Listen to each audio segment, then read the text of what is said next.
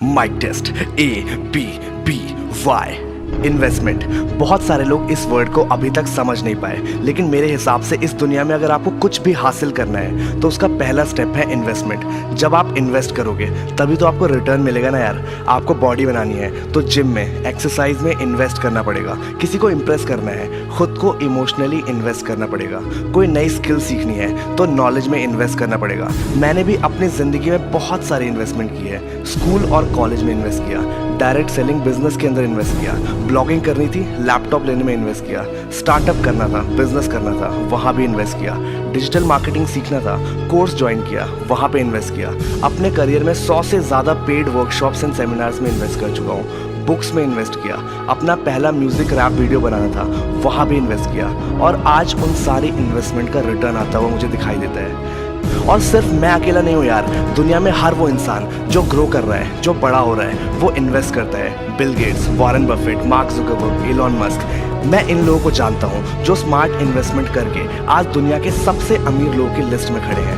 और अब आप लोग बताओ यार, आप ऐसे कितने लोगों को जानते हो जो अपने सेविंग अकाउंट में पैसे इन्वेस्ट करके अमीर बन गए। और अब वीडियो का नेक्स्ट पार्ट सिर्फ उन लोगों के लिए जिनका माइंडसेट रिच और विजन बड़ा है। दोस्तों, रॉबर्ट कियोसाकी कहते हैं कि अमीर लोग एसेट्स बनाते हैं और मिडिल क्लास लोग सिर्फ लायबिलिटीज बनाते हैं। एसेट्स बनाने का पहला स्टेप होता है इन्वेस्ट करना।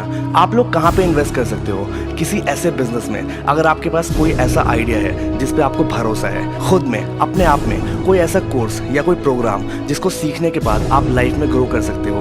प्रॉपर्टी के अंदर, शेयर मार्केट में, गोल्ड में, स्टॉक्स में, किसी ऐसे इंसान पे जिस पे आपको भरोसा है, किसी गैजेट या फिर मशीन में जिसके खरीदने से आपका काम आसान होगा या फिर तेज होगा। दोस्तों, वॉरेन बफेट ने कहा है कि if you don't find a way to make money while you sleep, you will work until you die. और ये भी कहा था कि कभी किसी एक इनकम सोर्स के भरोसे नहीं बैठना चाहिए।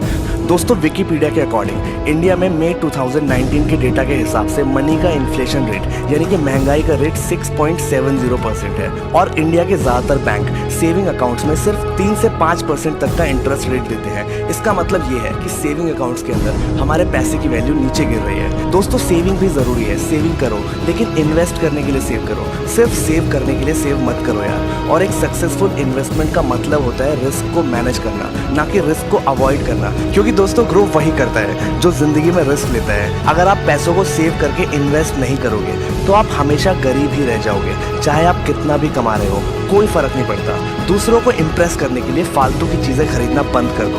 अगर आप आज वो चीज़ें खरीदोगे जिनकी आपको ज़रूरत नहीं है, तो शायद कल आपको वो चीज़ें बेचनी पड़ जाएं जिनकी आपको आज ज़रूरत है। और अगर दुनिया आपको क्रिटिसाइज़ करे तो सर रतन टाटा की एक बात याद रखना कि अगर दुनिया आप पे पत्थर फेंकती है तो उसी पत्थरों को जोड़ के आप अपना महल खड़ा कर दो। और एक ट्रेडिंग ऐप जिसमें खुद सर रतन टाटा ने इन्वेस्ट